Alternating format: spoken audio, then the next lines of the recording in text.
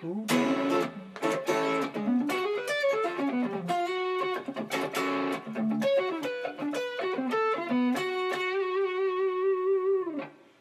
my name is Matias Rengel with Guitar Control, and today you're going to be learning implied arpeggios. If you have any question, please leave it down right below as a comment and click on the link in the description or the annotation to get the tab. Let's get down to it. So the first thing I'm going to do is to play this at a slower speed for you.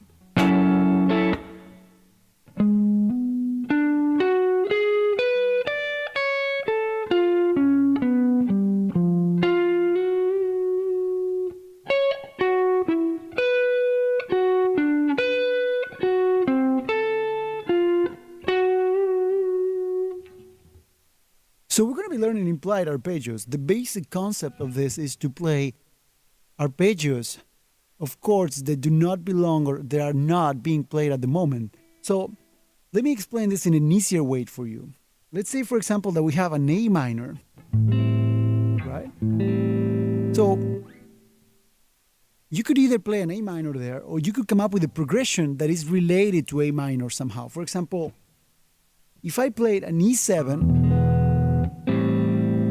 that is related to A minor because E7 is the dominant, is the 5 of A minor. When you play E7, it always wants to go to A minor. I could also play B flat, B7, B minor 7 flat 5, and I could play E7, right? So the basic idea of this is to arpeggiate all those chords that are not really there and sometimes don't even belong to the key, while the guitar player or the piano player or bass player is playing just one chord. So, for example, they're playing A minor, you know, they're like, and you start suddenly playing B flat minor 7, a B minor 7 flat 5, I mean, a D7, an E7, you start playing a B flat 7, you know. So for example, you go like,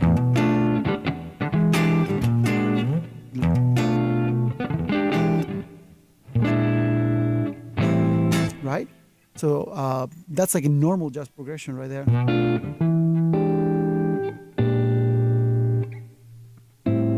So you start arpeggiating that, and that's the whole concept behind implied arpeggios. So what I'm doing here, we build this on F minor, F sharp minor, and then I go,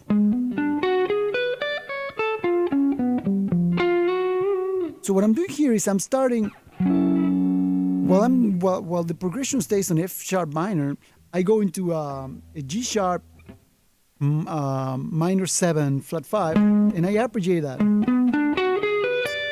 See, that's a G sharp minor 7 flat 5 arpeggio.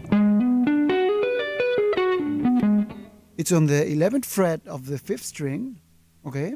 Then you go into the 14th fret of the 5th string, 12th fret of the 4th string, 11th fret of the 3rd string, 13th fret of the 3rd string, 12th fret of the 2nd string, 10th fret of the 1st string. That's it.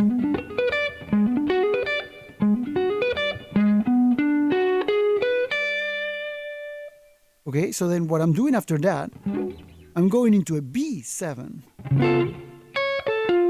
Well, actually, it's more like a B7 augmented, you know, but in its more basic form, it's a B7. What I'm doing right there. Okay. So that's the 7th fret, the 9th fret, I mean, of the 1st string.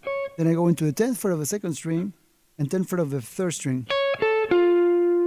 Then you go into the 11th fret of the 4th string and to the 9th fret of the 4th string.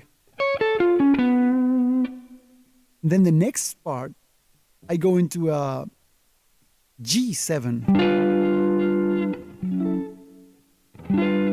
Okay? So it's almost like the progression that I'm implying is this one.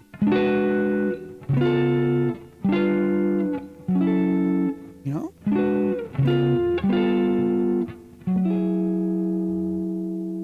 Which, if you're playing chords, works, right?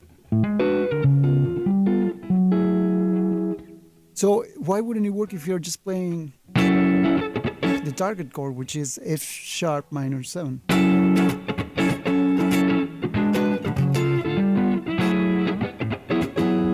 So what you have to do here is basically arpeggiate that.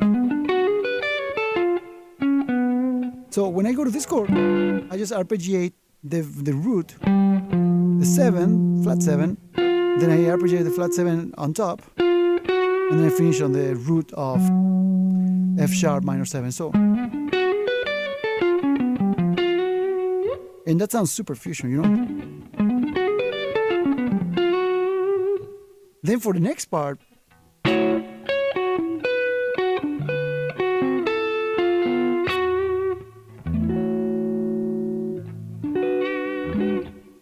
we're playing an inversion of F sharp minor 7, and we're going into 14th fret of the second string, 11th fret of the third string, and 14th fret of the fourth string. Then we go into the 12th fret of the second string, 11th fret of the third string, and 12th fret of the fourth string. And this is basically that, which we played before, G sharp minor 7 flat 5.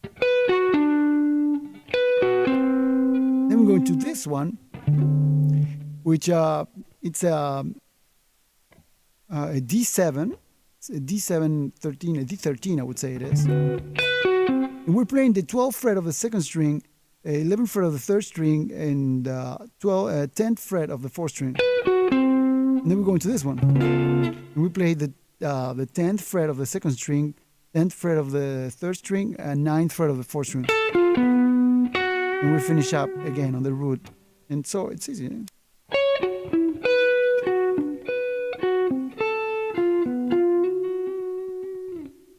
And that's it. The most important part here. No, let's go.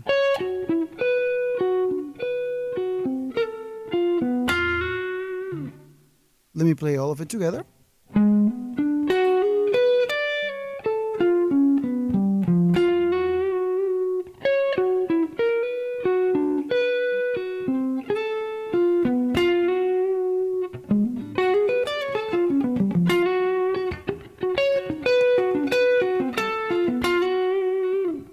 So the most important part here is to understand the concept, you know, understand that you can take this anywhere, and then you can be playing an A minor 7. You could be playing even like other chords. You could, the bass player or the piano player could be playing any chord that you want. And the idea is that you play arpeggios that are not there, that are not being part of, you know, because we're always used to like, okay, what is the scale that goes with the chord? What is the arpeggio that goes with the chord?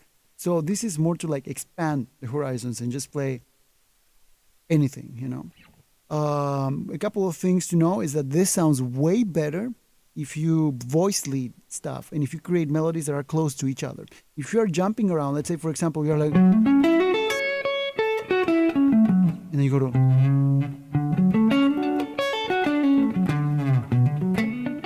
that's gonna sound bad, probably, you know. It's gonna sound like, oops, something is wrong with that chord, I don't know.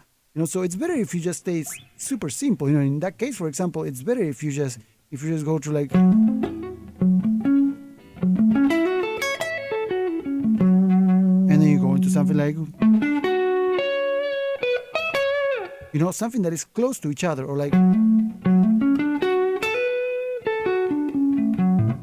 So I mean, what I mean is that try to stay on the same area. So by doing this, you're gonna have to use inversions. You're gonna have to like analyze the chord and be like, okay, well, I wanna play a B. I want to play a B, let's say I want to play a C sharp 7, right? And you were here and you're like, well, the only C sharp 7 that I know is this one. But yeah, no, you're going to have to like figure out how to play it here, you know? So in that case, let's say if you were here, I was here, and then I went to the, right? So you have to like learn all your arpeggios positions and stuff. It's gonna, I mean, once you dominate this, it's like, it's a really cool technique to bring a different sound to your playing. And there you have it. I hope you've enjoyed this lesson and that you're able to incorporate implied arpeggios into your daily playing. I would love to know what you think about this lesson, so please leave me a comment right below. Also, remember to click on the link in the description or the annotation to get the tab. And I would also love to know what you would like me to teach you next. Let me know in the comment section what you would like my next lesson to be about. Don't forget to subscribe to our Guitar Control YouTube channel for daily guitar lessons. Thank you so much for watching.